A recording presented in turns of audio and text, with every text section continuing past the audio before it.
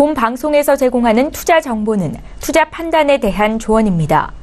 방송에서 제공하는 주식의 가치, 가격 상승 및 가격 하락에 대해서는 방송사에서 보장하지 않습니다. 시청자 여러분 안녕하십니까. 오늘장 내일장 1부 출발하도록 하겠습니다. 서정덕입니다. 시장이 이틀 연속 반등에 성공했습니다. 그러다 보니 단기 저점이 아니냐 이런 얘기들이 조심스럽게 나오고 있는데요. 너무 이른 택배다라는 이야기가 더 강한 상황입니다. 지금 현대건설 2분기 영업이익이 나왔는데요. 전년 대비해서 17% 정도 하락했다라고 이야기가 나오고 있습니다. 다시 시장 얘기로 조금 들어가 보자면 하락과 상승을 반복하던 단순 패턴입니다. 그리고 결국에 패턴상으로 볼 때는 우하향하고 있는 추세였는데 이게 조금은 벗어나는 것이 아닌가라는 이야기가 나올 수밖에 없는 상황인 게 이틀 연속 상승을 했습니다. 고작 이틀 연속 상승이 아니라 그동안에 많이 떨어졌던 종목들이 올라오고 있는 측면을 강조하고 있는 건데요. 코스피는 소폭 반등, 코스닥은 1%대 상승에서 현재 1%가 안 되는 상승폭을 좀 줄여나가고 있는 상황입니다. 일단은 미국과 EU 간의 무역 분쟁에 대한 우려감은 줄어든 상황입니다. 미국과 중국과는 여전하지만요. 그리고 국내 실적 시즌에 돌입했는데 기업들의 성적은 나쁘지 않았습니다. 조금 전에 현대건설 같은 경우 17% 빠지기도 했지만 나머지 종목들 가운데 올라간 종목들 최고 실적을 낸 SK하이닉스를 비롯해서 지금 단기적으로는 좋아 보이는 종목들이 많다라는 것이 시장의 지배적인 의견입니다. 실제 거래소 지금 삼성전자 제외하고 전기전자 업종의 주가 상승폭이 꽤 큽니다. SK하이닉스 우려 섞인 목소리가 나왔지만 이틀 연속 지금 상승폭 가져가면서 84,000원 위에서 움직입니다.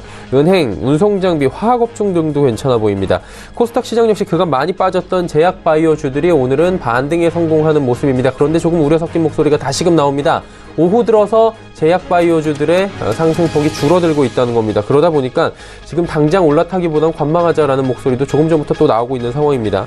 오늘이 금요일입니다. 그리고 단기 저점 부근이다 아니다 라는 얘기가 나오고 있는 만큼 올라타야 할지 말아야 할지부터 그리고 이러한 이슈들이 언제쯤 끝날지 지금 타이밍 보고 계신 분들이 굉장히 많을 것 같은데요. 오늘장, 내일장에서 글로벌 이슈부터 국내 이슈들까지 하나하나 잡아가 보시면서 이 말에 타야 될지 아니면 조금 더 기다려야 될지 판단해 보시면 좋을 것 같습니다.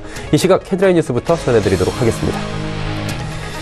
한국은행은 하반기 고용 상황이 정부의 일자리 정책 등에 힘입어 완만하게 개선될 것으로 전망했습니다. 다만 제조업 고용 부진의 영향으로 개선 속도는 완만해질 것으로 예상했는데요. 또 최근의 고용 부진은 경기적 요인 외에 구조적 요인에도 기인하는 만큼 단기적 일자리 창출 노력과 함께 구조개혁을 통해 경제 성장 잠재력을 높여나갈 필요가 있다고 제언했습니다. 국토교통부가 진에어 면허 취소 여부를 결정하기 위한 청문회를 비공개로 진행하기로 했습니다. 이는 진에어가 지난 23일 국토부에 청문 공개 신청서를 제출한 데 따른 것으로 국토부는 청문을 원활하게 진행하기 위해서는 비공개가 불가피하다는 입장을 밝혔습니다. 국토부 당국자는 행정처분을 공개한 전례가 없고 청문을 공개할 경우 면허 취소에 반대하는 진에어 직원분들만 아니라 찬성하는 시민단체까지 몰리며 혼란을 빚을 가능성이 크다고 말했습니다. 본격적인 휴가철을 앞두고 전력 수요가 줄어들며 당분간 안정적인 전력 공급이 예상됩니다. 한국전력거래소는 오늘 최대 전력 수요가 오후 4시부터 5시 사이 8,930만 킬로와트로 전력 예비율은 10.7%를 유지할 것으로 예상했습니다. 최대 전력 수요는 지난 24일 역대 최고치인 9,248만 킬로와트를 찍은 뒤 꾸준히 하락하고 있는 추세입니다. 예비율도 한 자릿수이긴 하지만 어제 9.5%를 기록해 오늘은 두 자릿수 회복 가능성이 있습니다.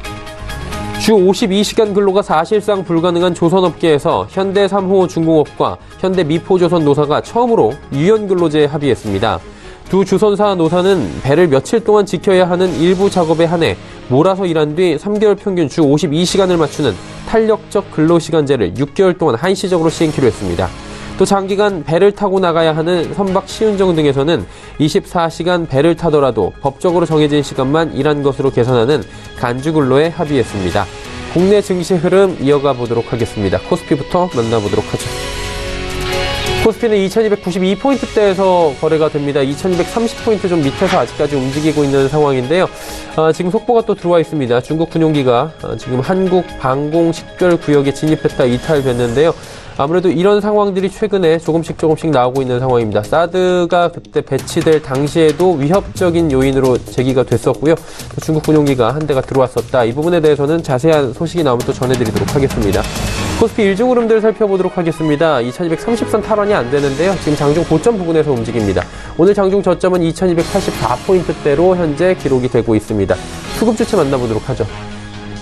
외국인이 사줍니다. 오늘 외국인만 홀로 매수하는데요. 기관은 이번 주 들어서 처음으로 매도 포지션 잡고 있는 상황입니다. 기관 매도 물량 753억 원, 개인은 323억 원 팔고요. 외국인이 오랜만에 1067억 원 강하게 매수해주고 있는 상황입니다. 지금 실적 시즌입니다. 현대위아 속보 나왔는데요. 2분기 204억 원의 영업이익 전년 대비 32% 빠져 내려갔다라고 나오고 있는 상황입니다. 다음 살펴보도록 하죠. 시총 상위 종목들입니다. 일단 삼성전자 같은 경우는 약보합권이고요. SK하이닉스 86,000원대까지 올라갔네요. SK하이닉스 78,000원대까지 어제 저점 찍고 반등에 성공하면서 9만원 부근까지 다시 금방 올라가고 있는 상황입니다. 셀트리온 0.2% 상승, 현대차 보합입니다. 다음 살펴볼까요? 포스코 그리고 네이버는 하락합니다. LG화학, 삼성바이오로직스, 삼성물산 올라가는데요. 특히나 LG화학은 3거래일 연속 상승을 가져갑니다. 삼성물산도 12만원대 뚫고 올라와서 좋은 흐름들 이어가고 있는 상황입니다. 다음 살펴볼까요? 금융주들 역대 최고 실적 갈아치우고 있다라는 얘기들 많이 나옵니다. 예대마진 최고다 이런 얘기들 나오고 있죠. KB금융과 신한지주 계속해서 올라갑니다. 현대모비스도 올라가고요. LG생활건강도 상승합니다. 하지만 한국전력이 1.37% 정도 조정이 나옵니다. 다음 살펴보도록 하죠. 코스닥 시장입니다. 코스닥 시장은 지금 1%가 안 되는 상승 흐름 가져가고 있는 상황입니다. 772.36포인트의 거래가 되고 있는데 하루간의 흐름들을 짚어보도록 하겠습니다. 자, 보시다시피 오늘 장중에 773포인트 1% 정도 상승 흐름 가져갔습니다. 그리고 조금 전 시간대에 다시금 상승 흐름 가져 올라가고 있는, 튀어나가고 있는 모습 확인할 수가 있습니다. 자, 수급 주체 만나볼까요? 기관과 개인이 사고요. 외국인이 팝니다. 외국인이 301억 원 팔고 있고 기관이 62억 원 사는데 기관 가운데선 투신과 연기금이 동반 매수 들어왔습니다. 개인도 288억 원 매수하네요. 시가총액 상위 종목들의 흐름입니다. 시총 상위 제약바이오주들 괜찮은 흐름 가져갑니다. 신라젠의 상승폭인데 많이 줄어들었네요. 5만원 위에서 움직이고 있었는데 줄어들었고요. 나노스 지금 8,000원대 위에서 7% 급등이 나옵니다. CJENM 오늘 장 초반에 좋은 흐름 보였는데 지금 강보합권까지 내려왔고요. 메디톡스와 셀트리온 헬스케어는 또 빠집니다. 6위부터 10위 종목들 보도록 하죠. 바이로메드, 포스코캠텍, 스튜디오드래곤, 펄어비스, 카카오멜론까지 모두 상승하는 가운데 오늘의 가장 큰 상승은 포스코캠텍입니다. 2차전지 관련주들 최근에 시장에서 테마가 이쪽으로 옮겨갔다라는 얘기가 나오고 있는 만큼 포스코캠텍 연일 상승 흐름 잘 가져가고 있는 상황입니다. 다음 살펴볼까요? 셀트리온제약과 HLB는 소폭씩 빠지고요. 슈젤도 소폭 빠집니다. 컴투스 낙폭이 지금 8% 급락 나오고 있고요. 코롱티슈전이 소폭 반등에 성공하는 상황입니다. 원달러 환율 짚어보도록 하죠. 원달러 환율은 지금 1119원 20전에 거래가 되고 있는데요. 거의 이동이 없다고 보시면 됩니다. 10전 하락하고 있는 상황입니다. 금일 본 방송에서 제공해드리는 정보는 투자 판단에 대한 조언일 뿐입니다. 해당 주식의 가치와 수익률 보장해드리지 않는다는 점 참고해 주시길 바랍니다.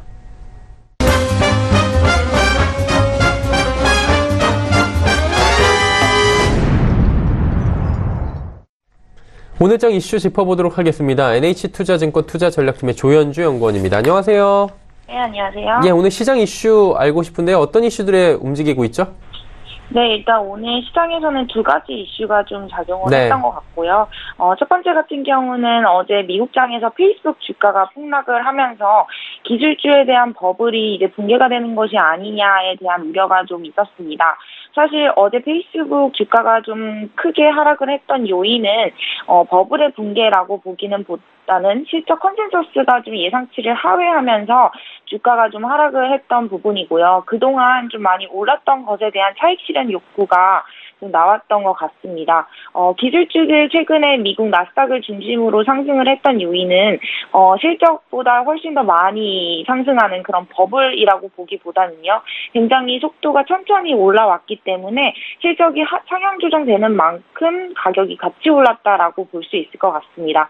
예전에 2000년 닷컴 버블 때랑 비교했을 때 기술주들의 상승 속도랑 지금 빵주들의 상승 속도를 비교를 해보면 현저히 차이가 있습니다. 지금 빵주들 같은 경우는 굉장히 완만하게 상승을 하고 있는 추세이기 때문에 버블이라고 판단하기보다는 실적 베이스라고 볼 수 있기 때문에 페이스북의 어제 주가 폭락에 따른 우려는 좀 과도하지 않아도 된다라고 좀 생각을 하고 있고요. 두 번째, 동맹국들과의 무역 분쟁 우려가 좀 완화되고 있습니다. 어제 이제 융커와 트럼프 간의 회담에서 유럽 자동차 관세 인상은 이제 안 하는 걸로 결정이 됐고요. 오히려 유럽 쪽에서 미국 LNG 수입 확대시키고 대두 수입 확대시키는 것으로 협의가 됐습니다. 그리고 비관세라든가 관세 장벽을 좀 낮추기로 함께 노력을 하자라고 결론이 났기 때문에 결국 유럽과의 이런 무역 분쟁에 대한 긴장감은 덜어났다라고 볼 수 있을 것 같고요. 이와 더불어서 멕시코 대통령과도 나프타 재협상에 대한 협의가 좀 열려있는 상황입니다. 7월 1일에 새로 당선이 된 멕시코 대통령이 좌파 성향의 대통령이었는데 이분이 이제 나프타 재협상에 전 대통령이 반대했던 부분조차도 협상의 여지가 있다라고 얘기를 하면서 나프타 재협상도 8월 말까지는 좀 가능할 거다라고 생각을 하고 있는 상황입니다. 그렇기 때문에 동맹국들과의 무역 분쟁 우려가 점차 완화되는 것도 사실은 시장에 좀 긍정적인 요인으로 작용을 하는 것 같고요. 다만 이제 문제는 중국과의 무역 긴장감은 여전히 존재하는 상황입니다. 8월 20일에서 23일 공청회가 열리기 때문에 이 공청회 기업들의 생각을 좀 의견을 좀 종합해서 들어봐야 되는 상황이다라고 판단을 하고 있습니다. 네. 그렇다면 종합적으로 볼 때 다음 주 전략 어떻게 가져가야 할지 지금 굉장히 또 기로에 서 있을 텐데 어떤 부분들을 보면서 어떤 전략 세워볼까요? 네, 일단 시장의 기초 체력이 여전히 좀 낮은 상태이기 때문에 아직까지는 좀 지수 플레이를 하기는 좀 어렵다라고 생각을 하고 있습니다. 다만 지금 주가와 밸류에이션이 굉장히 매력적인 구간에 있고 그동안 불확실성 요인으로 작용을 했던 환율 흐름이라든가 유가, 금리 이 세 가지 부분이 좀 안정화를 찾고 있는 상황이기 때문에 이런 환율, 유가, 금리 안정화에 따른 반등 심리 좀 나타날 수 있다라고 생각을 하고 있어서 하단보다는 상단이 조금 더 열려있는 상황이다라고 생각을 하고 있습니다. 리스크 요인으로는 이제 중국 무역 긴장감인데요. 이 부분은 이제 8월 중순 이후 공청회 이후에 좀 가시화될 것으로 보이기 때문에 그때까지는 좀 반등 국면에 진입을 할 수 있을 것 같아서 상단을 좀 열어놓는 전략 나쁘지 않다라고 생각을 하고 있고요. 전략으로는 반도체 업황 논란 계속되고 있지만 여전히 반도체 업황이 꺾였다라고 보기는 좀 어려운 상황이고 저희는 하반기에 여전히 반도체 업황 개선 좀 지속될 수 있다라고 판단을 하고 있고 또 환율에 따른 수혜 가능하기 때문에 IT 주도주 지속될 수 있다라고 보고 있고요. 유가 안정화로 인해서 단기적으로는 항공 그리고 화학주 센티먼트 개선될 수 있기 때문에 반등이 좀 더 크게 나타날 수 있는 업종은 항공, 화학 정도라고 판단을 하고 있습니다. 네, 항공화학주에 주목을 해보자라고 짚어주셨습니다. 오늘 말씀은 여기까지 듣겠습니다. 고맙습니다. 네, 감사합니다. NH투자증권 투자전략팀의 조현주 연구원이었습니다. 이슈 칼럼 이어집니다.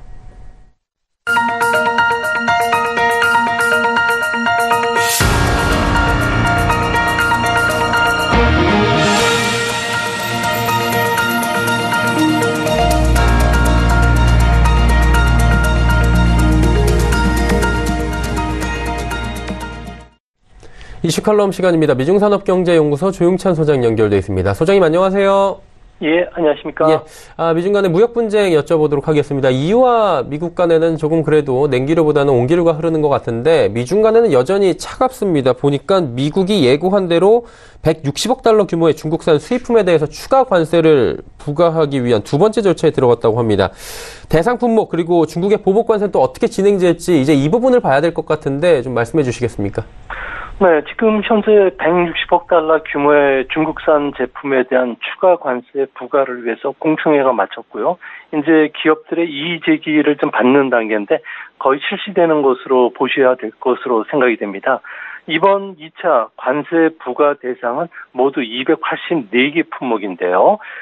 반도체 제조 장치, 그리고 전자 직접 회로, 계측 장치, 그리고 화학 제품, 광섬유와 같이 중국 정부로부터 거액의 보조금을 받는 중국의 수출품이 해당이 됩니다. 중국도 같은 규모의 그 보복 관세를 부과하겠다고 예고한 상태인데요. 무역 전쟁이 한층 더 격화될 가능성이 높습니다. 아무래도 원유라든지 미국산 코코스, 천연가스 같은 에너지뿐만 아니라 화학 제품 그리고 의료용 기기 등이 포함되어 있기 때문에 그런데요. 트럼프 행정부 입장에서는 중국이 맞대응할 경우에는 9월달 2천억 달러에 대한 10% 관세 부과뿐만 아니라 중국산 모든 제품에 대한 추가 관세 부과, 그리고 대미 투자 규제, 그리고 환율 조작국과 관련된 일정한 그 제재 조치에 나서지 않을까 보여집니다. 미중 무역 분쟁을 하게 되면 결과론적으로 이렇게 계속 부딪히면 중국이 더 큰 피해를 볼 것이다라는 부분에 대해서는 이견이 없는 것 같은데, 그럼에도 불구하고 중국이 이렇게까지 적극적으로 대응하는 이유가 궁금합니다. 이게 왜 그럴까요? 아무래도 세 가지 이유를 들 수가 있는데요. 첫째는 미국의 말을 신뢰할 수 없다. 그리고 변덕스럽다는 점이 아무래도 그 중국 지도부들이 갖고 있는 모양입니다. 미중 장관급 협상이 5월과 6월 달에 열렸는데요. 결정된 사항도 일방적으로 미국이 파기할 정도로 좀 변덕스러운 태도에 중국 지도부가 강한 불만을 지금 드러내고 있다고 합니다. 둘째는 미중 무역 전쟁을 패권 다툼의 일부로 지금 보고 있는데요. 이 때문에 미국 패권주의에 머리를 숙일 경우에는 시진핑 주석의 권위가 추락할 수가 있기 때문에 그렇습니다.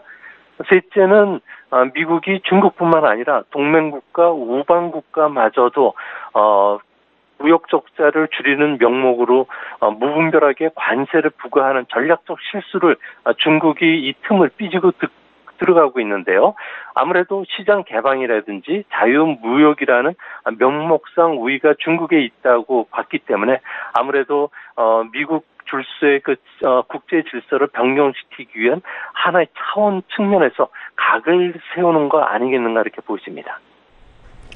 이렇게 이제 두 나라가 계속 부딪히고 그럼에도 불구하고 미국의 전방위적인 압박이 계속된다면 일본처럼 되지 않을까라는 이야기들이 나오고 있습니다. 플라자 합의 이후에 잃어버린 20년이 나왔는데 일본이 중국도 이렇게 되는 거 아니겠습니까?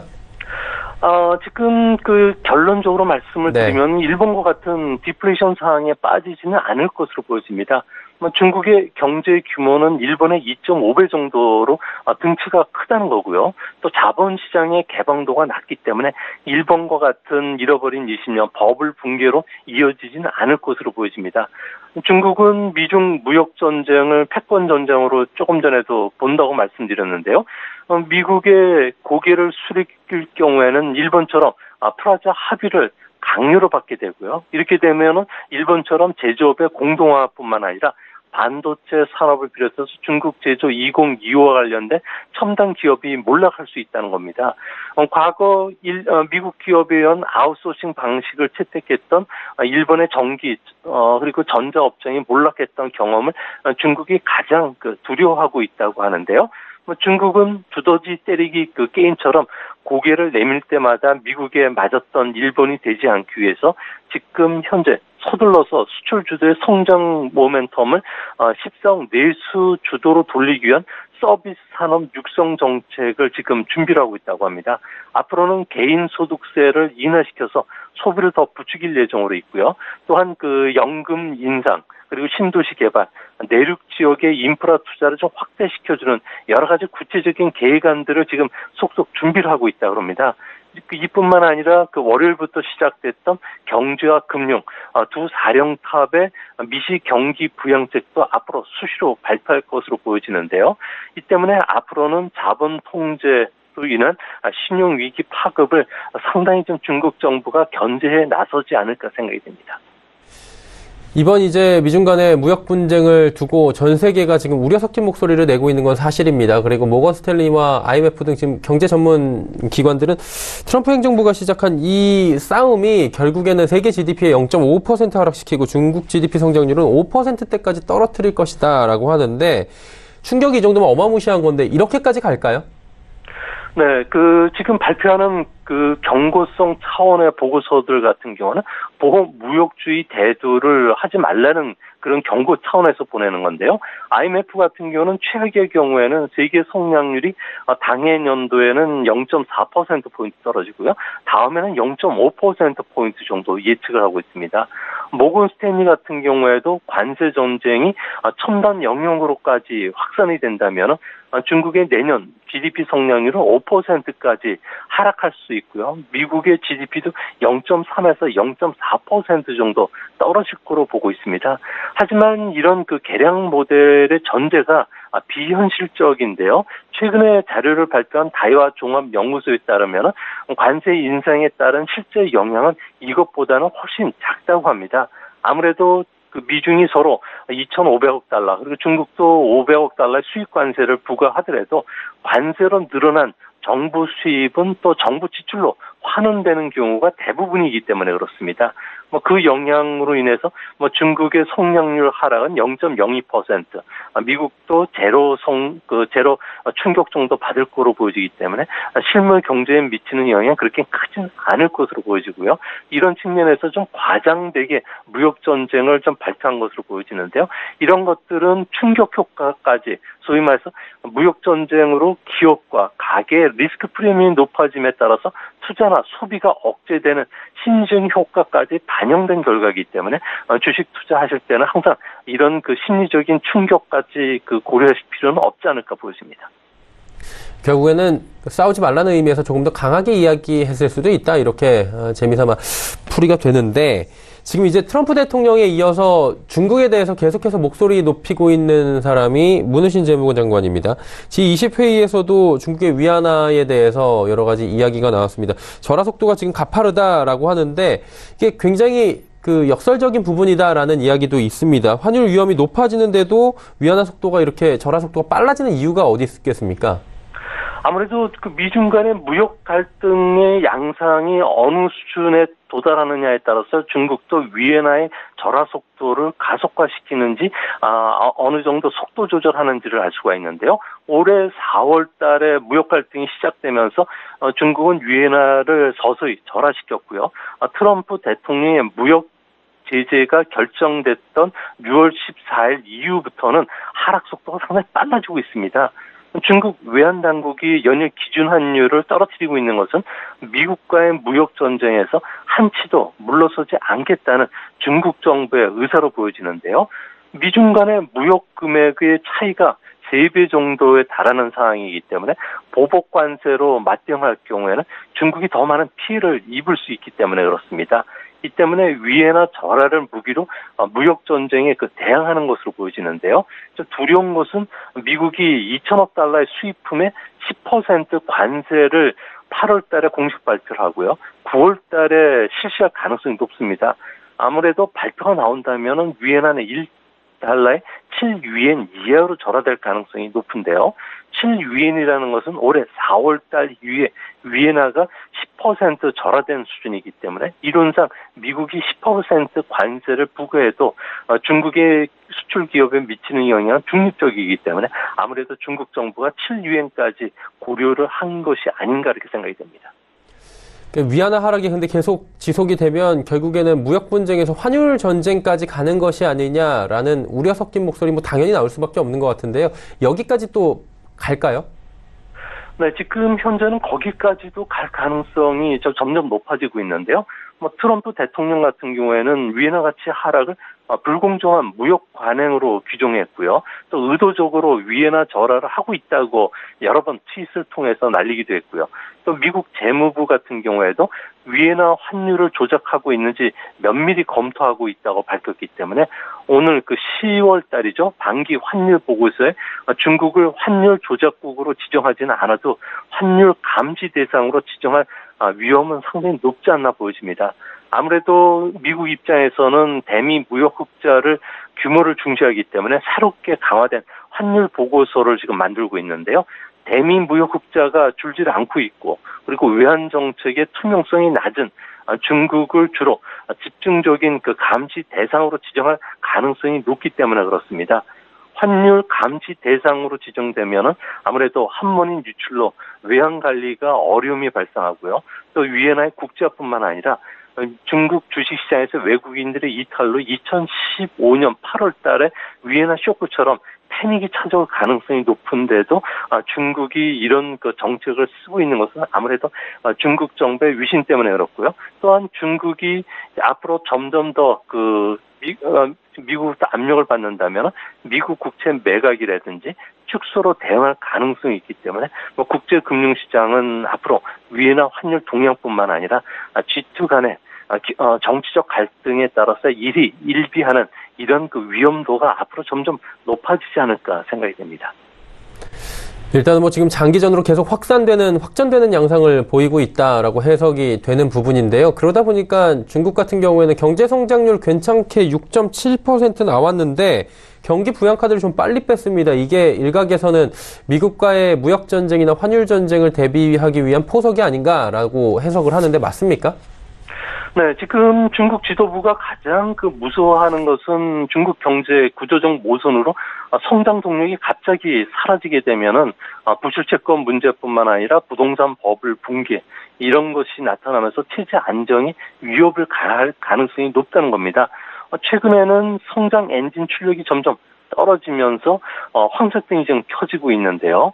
아무래도 소형 자동차 감세가 끝남에 따라서 그 반작용으로 최근 들어와서 자동차 판매가 급감하고 있고요.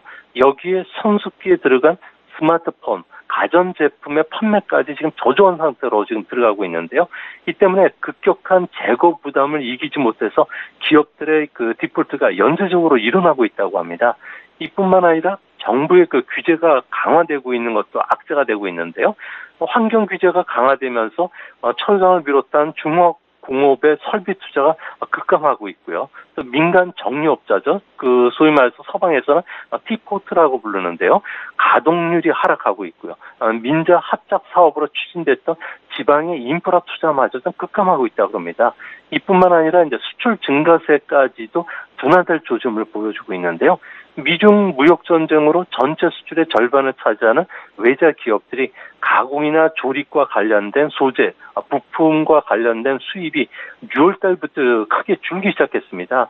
시차를 두고서 하반기에 수출 감소로 이어질 수가 있기 때문에 중국 정부의 고민도 깊어지고요. 앞으로 더 많은 미세 조정 정책들이 발표될 것으로 보여집니다.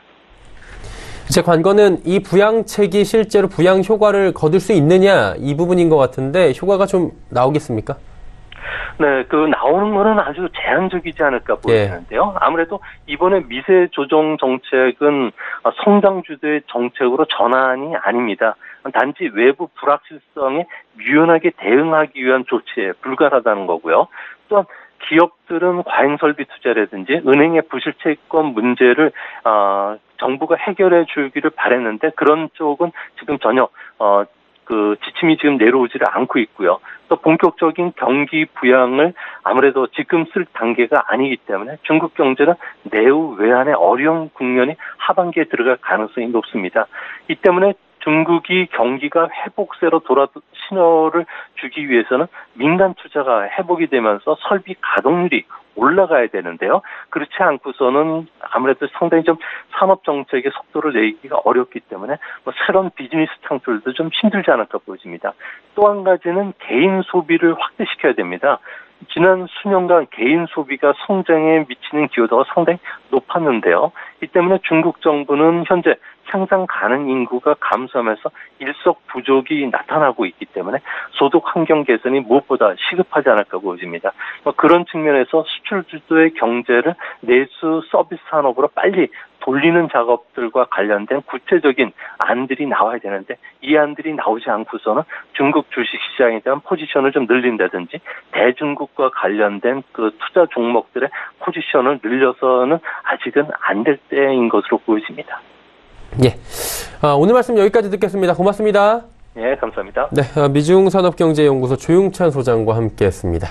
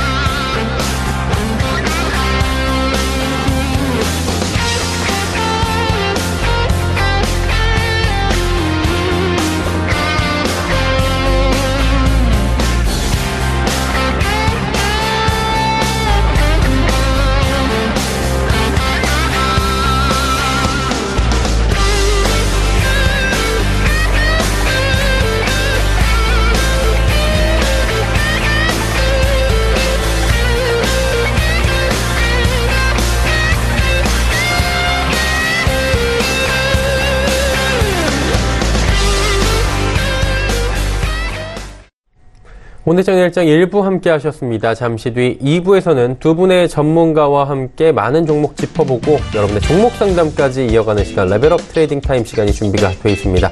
잠시 뒤 2부에 두 분의 전문가와 함께 돌아오도록 하겠습니다. 고맙습니다.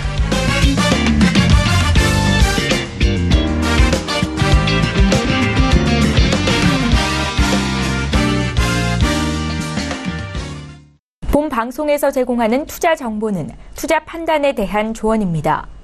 방송에서 제공하는 주식의 가치, 가격 상승 및 가격 하락에 대해서는 방송사에서 보장하지 않습니다.